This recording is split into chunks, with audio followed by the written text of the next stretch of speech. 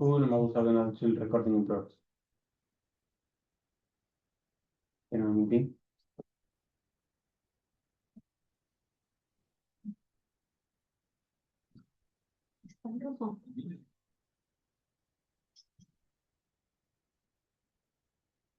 No, pero le detecta, ¿eh? Sí. Ahora. Vale, sí. Lo detecta, no lo usa.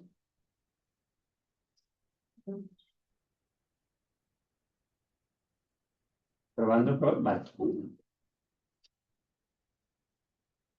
Vale. Entonces, está voy a pasar. Vale, pues está. No lo hemos escuchado, pero está. Vale. Vale, pues bueno, bienvenidos a todos, gracias por venir. Hoy el seminario corre a cargo de Hilario Martínez Barrios, que es del Grupo de Epidemiología, Salud Pública y Asistencia Sanitaria, y el título del seminario es Estrategias para la interpretación de los análisis de supervivencia desde la perspectiva de la evaluación de medicamentos. Hilario es graduado en farmacia en 2018, realizó la especialidad de farmacia hospitalaria en el Hospital Manuel y Cajal desde el 2019 hasta el 2023 y obtuvo una estancia de un año bajo la modalidad de contrato PADI en la sexta ayuda Red PADI del 2023-2024 del Hospital Ramón y Cajal. El Instituto Ramón y Cajal de Investigación Sanitaria y su órgano gestor de la Fundación, desarrollando el proyecto eReality, evaluación y seguimiento de resultados en vida real para optimizar el acceso a la innovación terapéutica. Posteriormente trabajó en el JD Pediatrics Cancer Center Barcelona hasta el año pasado, que se reincorporó a Libicis con un contrato de Río Ortega a través de la convocatoria de la AES del mismo. Dentro del grupo de epidemiología y bioestadística clínica y utilización de medicamentos y resultados en salud de farmacoterapia, ambos pertenecientes al área 6 del IBI. Dedica principalmente su actividad especial a investigación, a la evaluación de medicamentos y al uso de medicamentos innovadores o en soluciones especiales. Hilario, tienes la palabra, te paso el puntero. Muchas gracias. Prueba a ver. Mira a ver si está encendido el puntero. No, perdón. No. Ahí, ahora.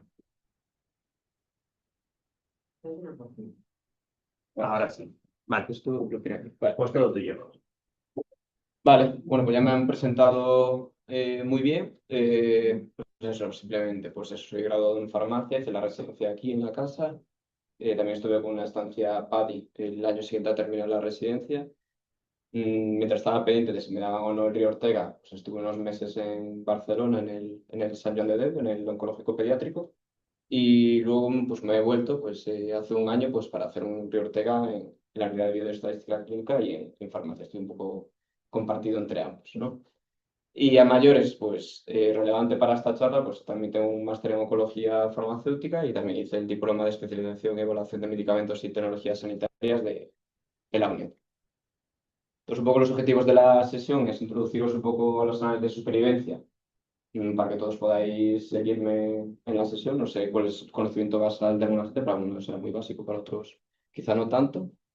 Ilustrar algunas consideraciones que debemos de tener en cuenta a la hora de hacer un análisis de supervivencia más allá de lo básico de los fases y las medianas, y exponer algunas dificultades que nos podemos encontrar en el análisis.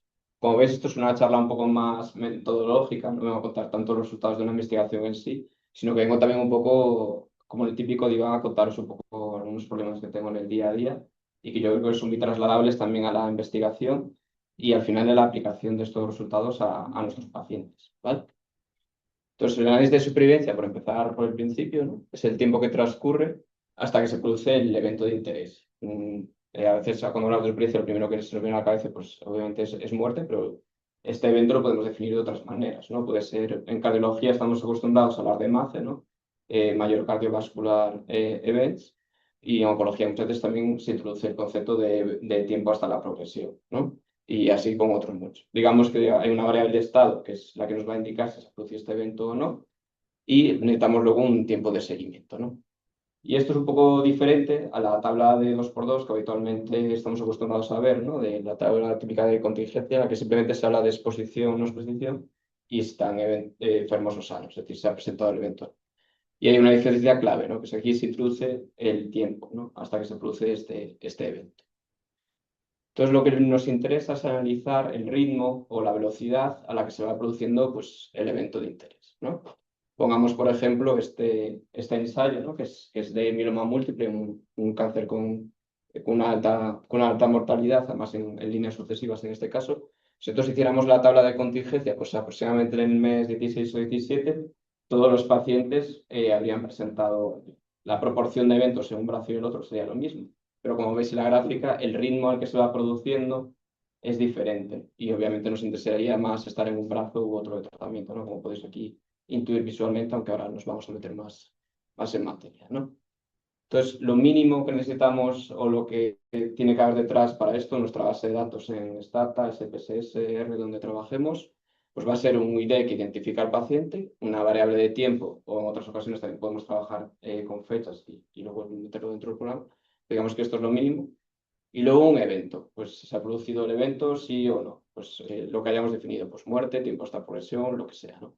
Si no se ha producido el evento, es un 0, ¿vale? Que es el equivalente generalmente a que se haya una censura. Por ejemplo, si es un análisis de superficies de tiempo hasta muerte, si a todos nos siguiese en el tiempo suficiente, al fin y al cabo todos estaríamos fallecidos, ¿no? Como en estos estudios generalmente esto no es posible, pues simplemente decimos que al mes 100 o al día 100 o lo que sea, pues no han presentado un evento, 0, no censuraríamos, ¿no? Y el 1, pues sería que sí ha presentado el evento, pues en este caso, por ejemplo, muerte completa. ¿Y esto cómo se traslada, pues, por ejemplo, a un ensayo clínico aleatorizado, presentado en una revista como New England? Bueno, pues realmente en el apartado de métodos nos van a hablar de tres cosas. El Kaplan-Meier, de un tal Lorentz test y de un modelo de riesgos proporcionales de Cox. Y si nos vamos a la parte de resultados, nos van a presentar pues esta figura, ¿no? En este caso, lo que sí que analizan es la supervivencia.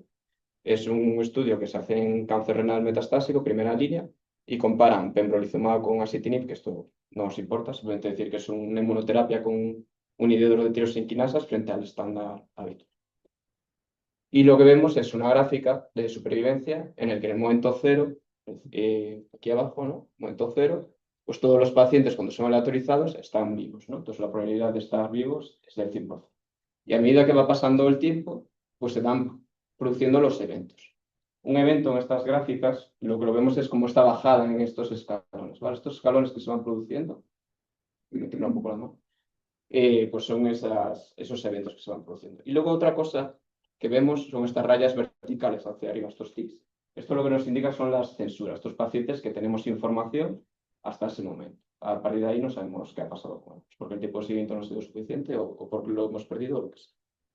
Entonces, volviendo otra vez al análisis estadístico que vimos antes, ¿no? Pues tendríamos el Kaplan-Meier, el Lorentz test, ¿no? Y el cost proporcional, el modelo de riesgos proporcionales de Cox. Y aquí, pues bueno, pues el Kaplan-Meier es lo que se nos pinta, ¿no? Que he puesto nada porque coincide con la figura del estudio porque sea fácil visualizarlo, ¿no? El Kaplan-Meier lo que lo va a hacer, por así decirlo, es pintar esta gráfica. El holandés lo que nos va a dar es esta P, es decir, comprobar si existen diferencias entre ambos grupos para la intervención. Y el modelo de riesgos proporcionales de Cox lo que nos va a dar es el hazard ratio, ¿no? Es decir, este riesgo relativo, por así decirlo, aunque bueno, el hazard ratio es un poco diferente, ¿no? Porque es tasa de riesgos instantáneos, ¿vale? Y ya nos dicen en la revisión de Cox, al final es un modelo en el cual, en este caso concreto de este estudio, lo que es la covariable es el tratamiento recibido uno u otro y lo estratifican pues, por una cosa que es de pronóstico de cáncer renal y por geográfica, que era lo mismo por lo que había en aleatorio. ¿Vale? Y bueno, el método de Kaplan-Meier, pues aquí por si alguno se queda con la presentación o quiere luego pararlo con más tiempo, pues dejo la descripción, pero bueno, en Román Paladín, por así decirlo, lo que tenemos que quedar es con que es un método no paramétrico que estima las probabilidades de supervivencia, ¿vale? A cada punto en el tiempo y que la curva de Kaplan-Meier lo que nos va a pintar es esta función de supervivencia y es la probabilidad acumulada de que no haya ocurrido el evento, ¿no? Volviendo a la gráfica de antes, pues la probabilidad, bueno, esta es del mismo estudio, pero en este caso supervivencia libre de progresión.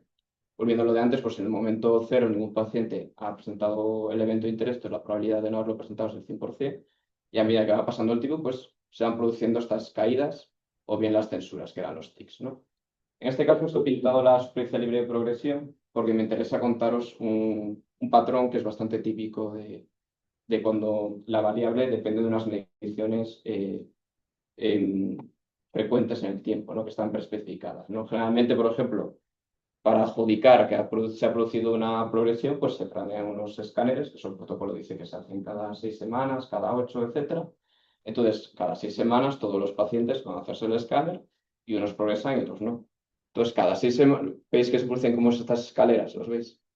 Pues si os fijáis, más o menos coinciden con ese tiempo, ¿no? De 6, 8 semanas, y por eso tienen manteniendo esta forma escalonada, ¿vale? En supervivencia global, como es muerte, pues la gente se va falleciendo pues cuando le toca, ¿no? Pero cuando es una variable que sí que requiere que el paciente venga y que se haga una examinación, etcétera, pues se va a producir estos escalones.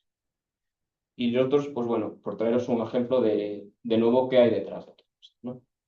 Nosotros, este ejemplo lo traigo de una investigación de un investigador del hospital que hemos tenido esta semana en el hospital, una base de datos pequeñita, ¿no? Pero bueno, nos vale perfectamente.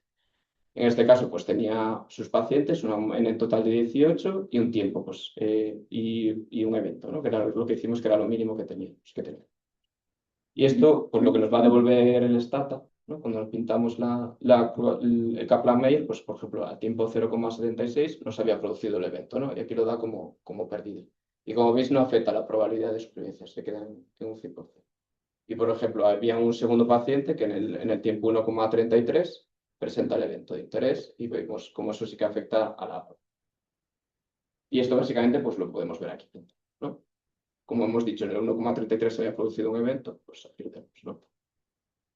Esa caída. ¿Veis cómo ese evento se traslada en la figura a un escalón hacia abajo? Nosotros en este caso no es una figura muy básica que hemos hecho para mirar los resultados y no hemos pintado las censuras, ¿vale? Hemos puesto los tics, por eso no los veis. Bueno, pues de vuelta a nuestro estudio, pues ellos, los investigadores que publicaron este trabajo en el New England, pues de igual manera pues tendrían su base de datos, pues con los pacientes del Pembrolizumab y pues del sunitinib. Por ejemplo, el tipo 5 pues tenían una censura en el Pembrolizumab, que es más o menos lo que está aquí, ¿vale? Pues por poneros un ejemplo así. Y hay una cosa interesante de esto, ¿no? Que es que, como veis, tenemos 800 pacientes en seguimiento, ¿vale? Es el tamaño muestral pues, que determinaron los autores que sería necesario para su investigación. Pues esto, claro, los pacientes no entran todos a la vez en el estudio, sino que a lo largo del tiempo los vamos reclutando y vamos reclutando pues 20 pacientes al mes, 30, 40, los que sean, ¿no? Y en el caso concreto de este trabajo, pues bueno, empezaba en octubre del 2016 y terminaron el reclutamiento en enero del 2024. E hicieron el corte para hacer este análisis de los datos que os he traído las gráficas en agosto del 2018. Es decir, va a haber pacientes que por cómo se ha llevado a cabo el estudio, vamos a tener tan solo 7 meses de seguimiento versus otro que llevarán casi 2 años, ¿vale? Entonces, por definición, va a ser diferente, ¿no? Y entonces, el método de Kaplan-Meier sí que nos va a permitir trabajar con la máxima información disponible. Lo que va a hacer es, cada paciente, en el último momento que yo tenga información sobre él, que conforme todavía continúa vivo, pues simplemente lo censuro, pero lo incluyo en mi análisis, ¿vale? Entonces, durante esos 7 meses, en este caso, ¿no? Porque de enero a agosto han pasado 6 meses, pues esos 7 meses ha estado en riesgo de presentar el evento, es decir, de fallecer, entonces yo eso lo contabilizo. Y el tiempo que le queda restante lo que hago es asemejarlo o a promediarlo con el resto de pacientes que sí que tengo un seguimiento mayor. Es decir, de los que tengo un seguimiento mayor, a partir de ese punto que yo lo he censurado, extrapolo esta información a los que tienen un seguimiento menor, ¿vale? Y esto lo puedo hacer porque él asume que la censura no es informativa. Él dice que intrínsecamente el paciente que es reclutado el 25 de octubre de 2016 es más o menos igual que el que fue reclutado en enero del 2018. No hay ninguna diferencia a priori o no debería haber entre esto. Entonces, el único problema que tengo es que he tenido un seguimiento menor y entonces supongo que de haberlo seguido más va a haber tenido un resultado promediado del que sí que conozco que le ha pasado con él, ¿no? Y me permite utilizar por la máxima información posible. Entonces, otra forma de verlo, aparte de con los tics que ya hemos visto antes, que sepáis que hay revistas, estos por ejemplo es un Lancet Oncology, luego el Lancet sí que obliga a los autores a que pongan abajo, en estos paréntesis, cuántos pacientes han sido censurados, ¿vale? Para ayudar en la interpretación de las gráficas. Y veremos a continuación porque esto puede ser importante, ¿no? Y ya después de esta breve o no tan breve introducción, os voy a contar un poco cuáles son mis problemas un poco del día a día y un poco el motivo principal de esta esta presentación. La idea es que tenemos que ir un poco más allá de lo que es el estimador del efecto, que sería el hazard ratio, y de muchas veces lo que utilizamos para la magnitud del beneficio, que son las medianas. Y hay otras cosas en las que debemos de fijarnos y que además estos estimadores también nos pueden llevar muchas veces, ¿no? Y una de las cosas primeras a las que tenemos que fijarnos cuando vamos a análisis de supervivencia, pues es en la forma de las curvas. Esto es lo principal, ¿no? Una de las cosas que me interesa es cuando comienzan a separarse. Bueno, con la otra presentación se ha pasado un poco, pero bueno, durante toda la presentación os he traído este ejemplo de cáncer renal, ¿no? De primera línea, que como os decía era un ITK con inmunoterapia. Este es el ensayo Keynote 426, donde vemos en este caso supervivencia libre de progresión, que las curvas empiezan a separar más o menos cuando se produce el primer, segundo TAC, ¿no? Es decir, aquí el tercer mes, el segundo TAC, porque generalmente requieren de una confirmación o segundo antes ahí, cuando se ha producido. Y otro ensayo en la misma población, primera línea, cáncer renal, todo igual, el mismo comparador, etcétera. Pues esto es una combinación de inmunoterapia. Es decir, en vez de ser un hidroxi de tirosinquinasas con un fármaco de inmunoterapia, pues son dos de inmunoterapia que tienen una diana diferente, ¿no? Y vemos que el patrón de las progresiones son diferentes, ¿vale? Con todas las limitaciones que tiene hacer una comparación entre diferentes ensayos clínicos, sí que podemos ver que aquí, por ejemplo, de cara a tomar decisiones clínicas en pacientes concretos o posicionar los fármacos, sí que vemos que esto puede ser interesante, ¿no? Si tuviésemos un paciente que tiene un riesgo vital inmediato de fallecer a causa de su enfermedad, pues porque tiene muchas metástasis y lo que sea, pues probablemente sea más interesante y tirar por la acción del ITK de la inmunoterapia, porque parece que contiene mejor, ¿no? Ese efecto antitumoral al principio. En caso de tener una urgencia, un paciente con alta carga, pues puede ser más interesante frente a aquí, que quizás este control inmediato no lo conseguimos, sino que el efecto pues, se ve más posterior, ¿no? Y esto de la separación de las curvas me lleva también a otro tema, que voy a pasar un poco por encima, porque ya sale un poco de lo que es la sesión. Pero antes comenté que para estar en la hazard ratio utilizábamos generalmente desde su experiencia el modelo de riesgos proporcionales de Cox. Y aquí os trato un ejemplo que es el Matterhorn, que se ha ido la N aquí para abajo. Pero bueno, la idea es que es un estudio donde, como veis, durante los 15 primeros meses de seguimiento, el riesgo, que además los autores nos dan por separado, es prácticamente el mismo. La intervención consistía en un año de, bueno, añadir durvalumab antes de la operación y luego posteriormente durante un año. Es decir, que cuando se empiezan a separar realmente ya no están recibiendo la intervención ni nada. Y es posteriormente cuando, curiosamente, pues, este efecto es como un poco retardado, ¿no? Entonces la duda es aquí si cumple estos riesgos proporcionales. Es decir, el riesgo no es proporcional a lo largo de todo el seguimiento, sino que al principio el riesgo es uno, es el mismo, y solo es tras un seguimiento cuando se empieza a apreciar diferencias. De hecho, como veis, a partir de los 12 meses, las ratios de 0,67. El problema que tenemos es que yo, cuando tengo que tomar una decisión terapéutica con mis pacientes, yo estoy en el momento cero y me es muy complicado utilizar esta información, ¿no? En un paciente el día 1 de la consulta. Pero sí que desde un punto de vista metodológico sí que lo tendríamos que tener en cuenta en cuanto a esto. ¿Vale? Pero lo dejo ahí, luego podemos hablar en otra sesión. Luego otra cosa en la que nos debemos fijar de las curvas es el tema de las medianas y otros hitos clave. Por hitos clave me refiero pues número de pacientes vivos a los 12 meses, 24, 36, el tipo que queramos decir, ¿vale? Entonces decíamos que el hazard ratio, ¿no? Que es ese riesgo relativo, entre comillas, ¿no? Que realmente, bueno, pues es una tasa de riesgos instantánea a lo largo de todo el tiempo de seguimiento, ¿vale? Que es un matiz un poco diferente. Y es una idea que es relativa, que no tiene unidades, que no tiene dimensión, que es difícil, por lo tanto, de comunicar con los pacientes y también aunque es la que mejor fielmente representa lo que es el beneficio a lo largo de todo el seguimiento del fármaco uno versus el otro, o lo que sea, sí que tiene toda esta serie de problemas, ¿no? Que tiene una serie de correlación clínica, que es difícil de comunicar, ¿no? Entonces, lo que solemos hablar pues, es de diferencia de medianas, de diferencia de pacientes eso, que están vivos a los 12, 24 meses, etc. Y esto nos viene bien pues, para hablar de NNTs, ¿no? De pacientes necesarios para tratar, para hablar de una magnitud neta de beneficio, ¿no? Pues una diferencia de mediana de 3 meses, de 4, conceptos que al paciente y de cara a comunicar con otros compañeros pues son más amigables, digamos. Y también que nos van a permitir dar el salto a otras cosas, ¿no? Hacer un cálculo de coste-efectividad, ¿no? Para ver cómo como si compensa, ¿no? este nuevo fármaco y etcétera, ¿no? Pero esto no está exento de problemas, está sujeto a sesgos y, como he dicho antes, a diferencia del hazard ratio, no da información acerca de toda la curva, sino que yo cojo un momento concreto y miro, ¿no? Y esto pues, puede tener también sus problemas. Esto os traigo un ejemplo que es el ensayo Topaz, que esto es cáncer biliar metastásico, que lo mismo, pues se prueba a añadir un nuevo fármaco, también de nuevo vuelve a ser inmunoterapia. Es un problema que vemos con este tipo de fármacos, que es en el caso de las medianas, que es una medida ampliamente utilizada, ¿no? Vemos que la diferencia es muy pequeñita, es de apenas un mes y medio. Y que parece que lo que es interesante es estas diferencias hacia el final de la curva, ¿no? Cuando aquí se separan y vemos que hay un porcentaje de pacientes pues, que obtienen un beneficio a largo plazo y que ojalá potencialmente pues, pueda incluso llegar a probarse, depende del cáncer. Entonces, el problema aquí une con el siguiente, que es el problema de la cola o de cómo analizar esta parte final de las curvas. ¿Y por qué lo digo? Porque es un problema el decidir por dónde cortar a la derecha. Lo que pasa es que aquí hay muy pocos pacientes en seguimiento, ¿vale? Frente a los 341, 344 que teníamos al principio, aquí apenas tenemos 21, 8, 15, 4, es decir, son muy pocos. Y además, a lo largo del seguimiento, se han ido acumulando censuras.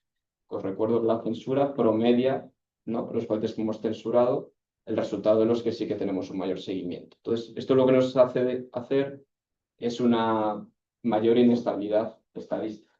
Lo que lleva a cabo es que si un paciente que ha conseguido llegar aquí, en vez de permanecer, en este caso vivo, no hubiese fallecido, pues la curva daría un salto para abajo, porque es como cuando de pequeños jugamos, ¿no? Es poco por mí y por todos mis compañeros. Como se ha ido acumulando este promedio, no solo estoy progresando yo, sino que estoy cambiando el promedio que le estoy imputando a todos estos que he censurado.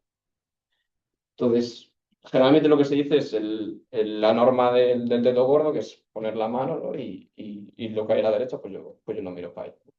Tampoco está muy claro dónde cortar. Hay quien dice, pues cuando quedan un 10-20% de pacientes en riesgo, o que quedan 10 o 30 por rama, ¿no? Que yo os lo he pintado por aquí, pues dónde sería.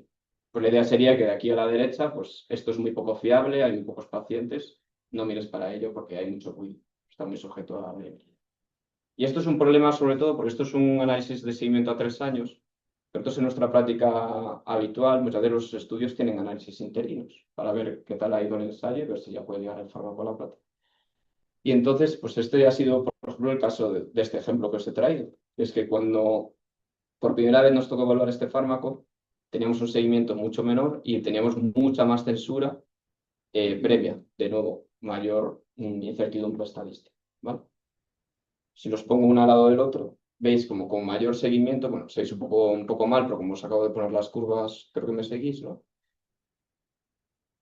Como veis, el ejemplo 1, que es el análisis interino, todas estas censuras que ha habido antes, con mayor seguimiento, todas han desaparecido, la mayoría han desaparecido porque ya sabemos qué ha pasado con ellos, y solo nos quedan unas pocas aquí a la derecha del final. Es decir, se han movido hacia la derecha, por así decirlo, ¿no? En el tiempo, porque hemos tenido un mayor seguimiento.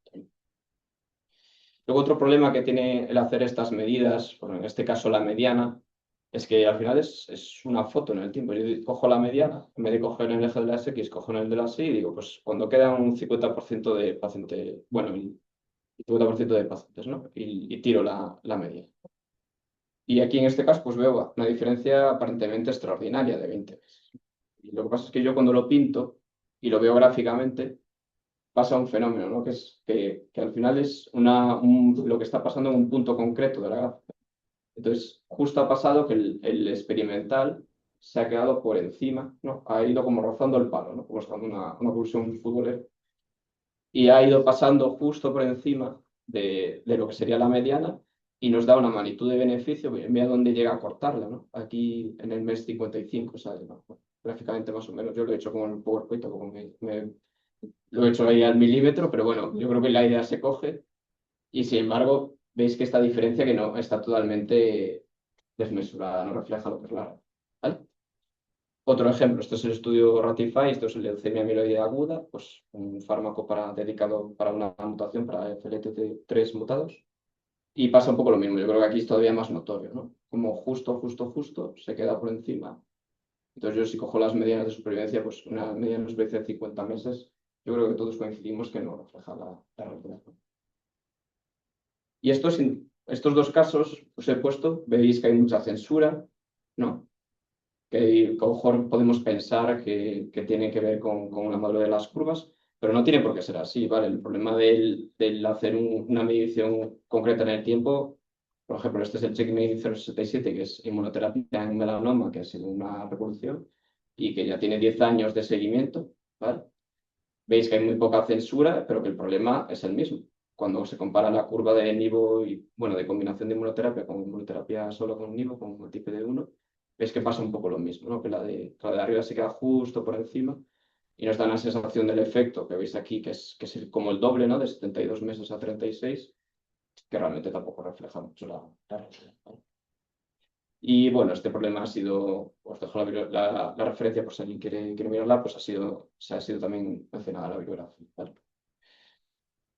Y nosotros, bueno, la mediana la verdad es que es muy útil, ¿no? Porque es lo que luego nos permite hablar de años de vida ganados, etcétera. Y para estos análisis de coste de efectividad, etcétera, pues es muy útil para hablar con los pacientes, ¿no? En promedio vas a ganar, en promedio se podría esperar que ganes X tiempo.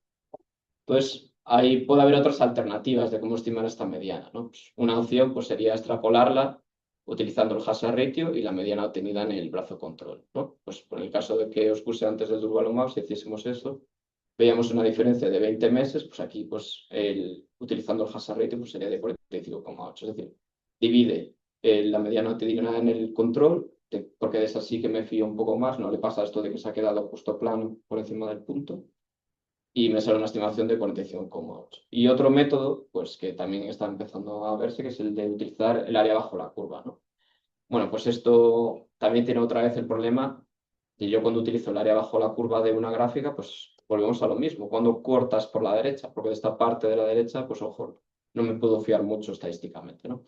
Hay diferentes métodos, os traigo un poco por encima, que sepáis que hay uno tan viejo como del 2012, este es un problema que no es de hoy, sino que lo arrastramos de hace tiempo. Y básicamente pues es el área bajo la curva, lo veis aquí pintado, ¿no? Se pinta un área de referencia y dice, pues bueno, pues esta es la diferencia que hay entre ambas curvas, se divide y se obtiene un tiempo, ¿no?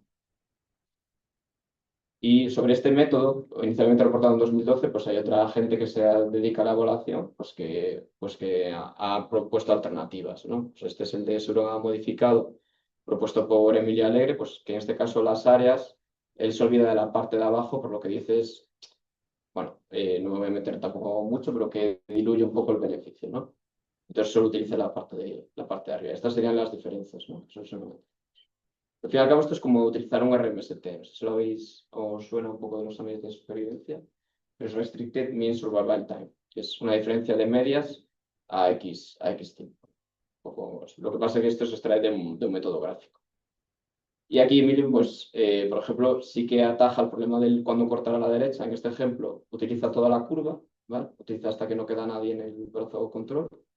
Y aquí sí que corta a la derecha, pero vuelve al problema, insisto, de que la parte esta final no es muy fiable, entonces dice corto por aquí, ¿vale? Y esto nos da diferentes estimaciones. Y todo esto, pues, continúas investigando, ¿vale? Y otra opción, pues, también es modelizar y etcétera. Es un campo que se tiende a la investigación, pero está del todo resuelto. Y luego otro problema son las censuras, al que debemos de prestar también antes. Volvemos sobre la gráfica de antes. Esta es una asunción importante, ¿vale? Del método de Kaplan-Meier, que es que asume que la censura no es informativa, que el paciente que entró aquí no es diferente del que está aquí. Entonces, a los pacientes que han sido censurados, pues les promedia el resultado de los que tienen mayor seguimiento, ¿no? El problema es, ¿qué pasa cuando las censuras no obedecen solo a un tiempo mayor o menor de seguimiento, sino que obedecen a otros motivos? Es decir, este paciente tenía que venir a pasar ese escáner y no ha venido. ¿Y por qué no ha venido? Pues bueno, pues ahí está un poco el quid de la cuestión, ¿no? Entonces, ¿cuándo las censuras pueden ser informativas? Lo que nos tienen que hacer sospechar, por una parte, el patrón. Si se producen al principio de la curva versus si se producen después. Si es desigual entre ambos brazos, aunque puede afectar a los dos por igual. Y también depende del evento. A día de hoy, con un seguimiento suficiente para supervivencia global, como tenemos registros, ¿no? Registros demográficos, etc., a no ser que un paciente se mude a otro país o similares, yo incluso en ese caso yo podría, como investigador, podría llamar, incluso, ¿no? Si ha aceptado. Y no habría problemas de ir. Para supervivencia global es muy complicado que yo censure a alguien. Pero para la supervivencia libre de progresión, por ejemplo, que sí que el paciente tiene que venir a hacerse un escáner, puede no venir a hacerse un escáner y por tanto ser censurado y obedecer a algún motivo, pues porque a lo mejor se encuentra mal o lo que sea, ¿no? Y yo lo estoy censurando y ahí estoy cometiendo un error. Y estos son os traigo dos ejemplos. Uno en el que se produce una mayor censura en el brazo experimental que en el control. Este es el Bolero 2, que esto es cáncer de mama, receptores hormonales positivos, bueno, en líneas avanzadas. Y lo que veis, no sé qué tal se ve, pero como veis hay mucha más censura, muchas crucecitas, ¿no? Muchos tics en el brazo experimental, frente al control, que apenas hay algo. El everolimus pues, es un fármaco que tiene sus problemas de tolerancia, da muchas estomatitis y algún otro problema más, ¿vale? Entonces, ¿qué está pasando aquí? Que estos pacientes que no han venido a hacerse el escáner porque se encuentran mal en su casa, porque han dejado de tomar el fármaco o por lo que sea, son diferentes que de los que sí que han venido. Entonces, yo sí esos los estoy censurando porque no han venido a pasarse el escáner y estoy promediando que el resultado va a ser igual que el del resto de la población. Pero esas poblaciones no se cumple lo que decíamos antes de que en principio el que se va es igual que el que se queda. Aquí el que se está yendo porque no tolera el fármaco adecuadamente y por tanto no viene el escáner, pues es paciente que es más frágil, que es más mayor, que tiene una peor reserva funcional, lo que sea, ¿vale? Entonces, al final esto va un poco en contra del principio de la autorización. Entonces, cuando lo utilizamos al inicio del estudio, intentamos que los dos grupos nos queden equivalentes, salvo por la intervención que estamos intentando ver si tiene un impacto o no. Si yo, en el momento en el que hay estas censuras y de un brazo estoy perdiendo pacientes más frágiles y les estoy imputando el resultado de los pacientes más sanos que se me han quedado, realmente estoy comparando pacientes fit o pacientes como estado general frente a pacientes con peor estado funcional, ¿vale? Y también puede pasar al revés, ¿vale? También puede ser que se me vayan más pacientes en el brazo control. Aquí los tics no se ven muy bien, pero como es un lance, tenemos la suerte de que nos ponen las censuras abajo. Y esto es un fármaco nuevo para el cáncer del pulmón versus a la vieja quimioterapia de toda la vida. Y es un diseño abierto además. Entonces, ¿aquí qué está pasando? Pues que los pacientes que en el brazo control ven que les ha tocado la quimioterapia y tienen que acudir al centro de referencia y pasar por todo el protocolo del estudio, etcétera, pues dicen, pues yo no lo voy a seguir yendo. Y la persona que decide no seguir yendo es diferente a la que se queda en el estudio. Porque esa persona que decide no seguir yendo, pues a lo mejor tiene mejor soporte familiar.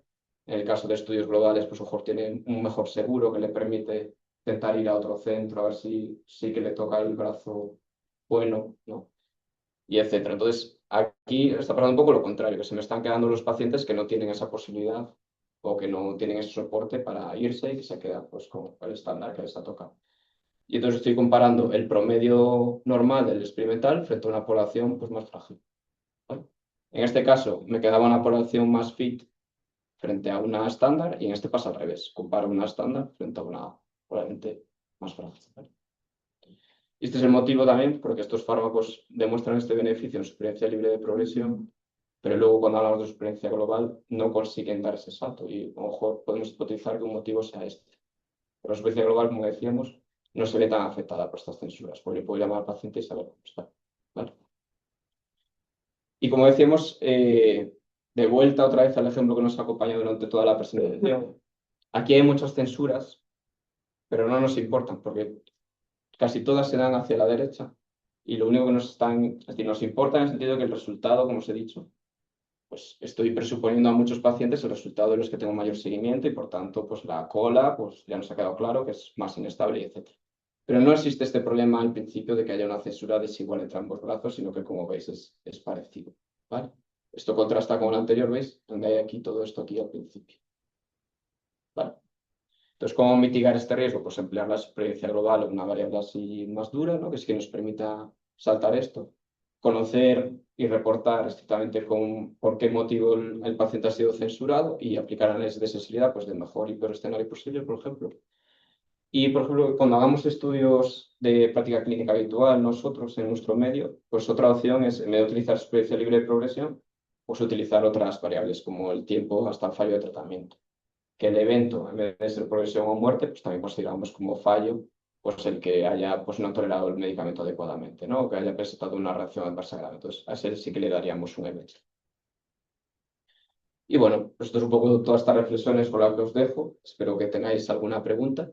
Y me gustaría llevaros unos mensajes claros, ¿vale? Que que la interpretación de las curvas va mucho más allá pues, del hash rate y las medianas, es un mundo en sí mismo, que es importante hacer todo este análisis integral y todos estos checks, tanto en la evaluación de medicamentos, pero también como clínicos cuando aplicamos la evidencia, ¿vale? Y también como investigadores, todos estos aspectos pues también los tenemos que tener en cuenta para anticiparnos cuando estamos diseñando el estudio, también para hacer los análisis que sean adecuados y luego también esto comunicarlo adecuadamente y luego discutirlos también adecuadamente, ¿no? Y bueno, recordar que para todas estas partes, pues obviamente nosotros en la unidad de estadística pues tenemos todas estas puertas abiertas para echaros un ojo. Y bueno, sí que me gustaría hacer un disclaimer final y comentaros que todos estos casos de evidencia que os he traído son fármacos o cuestiones que yo en algún momento a lo largo de mi práctica profesional me he enfrentado a ellos, ¿vale? Es decir, que es el culmen final, pues al final de la investigación, que tenga un impacto en nuestra práctica virtual. Todos estos problemas, yo en algún momento pues me he tenido que enfrentar a ellos, ¿vale? Todos son casos reales. Y sin más, espero que os haya gustado mucho y estoy aquí para preguntas.